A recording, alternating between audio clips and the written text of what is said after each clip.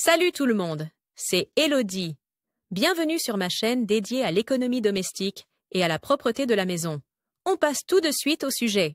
Nos conseils t'aideront si ton rhume des foins est pire à l'intérieur. Temps de lecture 5 protocoles en Allemagne. Environ 12 millions de personnes souffrent du rhume des foins. Celui-ci est déclenché par le pollen de différentes plantes, arbres, arbustes, graminées, herbes et céréales. Ce sont les cellules de fécondation qui en sont responsables et qui se déchargent de leur contenu cellulaire sur nos muqueuses. Ceux qui en font partie souffrent très probablement de plus d'une allergie au pollen. Malheureusement, ton allergie au pollen peut aussi se transformer en asthme au foin si tu t'exposes trop souvent au pollen. C'est le cas d'une personne sur 300 traitements. Il est donc important que tu réduises autant que possible ton exposition au pollen. Nous te montrons donc ici comment tu peux réduire la quantité de pollen dans ta maison. Pour emporter le moins de pollen possible au lit, il est préférable de se doucher avant d'aller se coucher. Pense aussi à te laver les cheveux soigneusement. Cela réduit encore plus la charge pollinique. Comment se fait-il que mon rhume des foins s'aggrave lorsque je suis à la maison? Si ton allergie au pollen est plus grave chez toi qu'à l'extérieur, cela signifie que trop de pollen s'est déposé dans ton appartement. Cela peut être dû au moment et à la fréquence où tu aères et nettoies ton appartement. Tu peux aussi ramener du pollen dans ton appartement par tes vêtements. Tu as un animal de compagnie qui sort? Le pollen peut également s'accrocher au pelage de ton animal et se retrouver dans ton appartement. En cas d'allergie au pollen,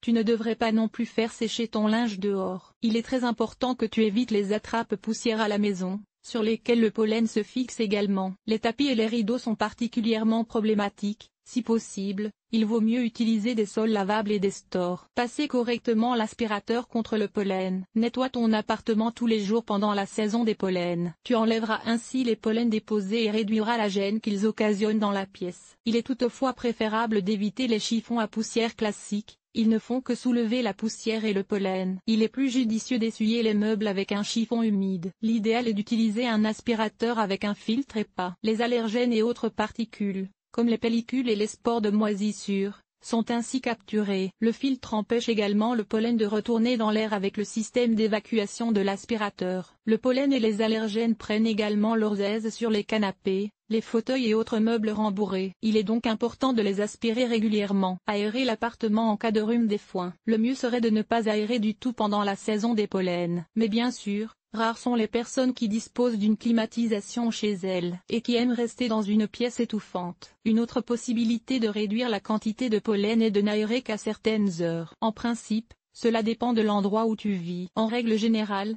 la concentration de pollen est plus élevée le matin à la campagne. Il vaut mieux aérer la nuit. En ville, c'est l'inverse, la plupart des pollens descendent le soir, le matin est donc le meilleur moment pour aérer. C'est notamment le bon moment après la pluie, qui débarrasse l'air du pollen. Pour être précis, le meilleur moment diffère également selon le type de pollen. Le pollen d'armoise est le plus concentré le matin, aussi bien en ville qu'à la campagne. La concentration de pollen de graminées est plutôt faible le matin, mais plus élevée le soir dans les zones urbaines et rurales. Le pollen de graminées peut également être trouvé la nuit dans les centres urbains, mais cela varie en fonction du type de graminée. Le pollen de bouleau est présent en concentration régulière entre 8 heures du matin et minuit. Ici, il faut donc aérer la nuit ou tôt le matin. Une étude sur le pollen de bouleau a également montré que l'aération rapide permettait de faire entrer moins de pollen dans la maison. Si tu ne sais pas exactement à quel pollen tu es allergique, il vaut la peine de consulter un médecin. Dormir sans pollen.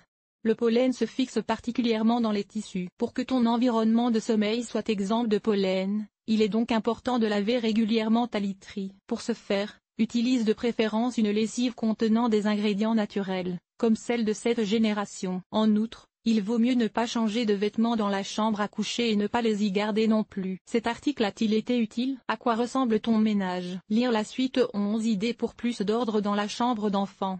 Ranger les peluches lavées Playmobil, Lego et Co. Comment faire?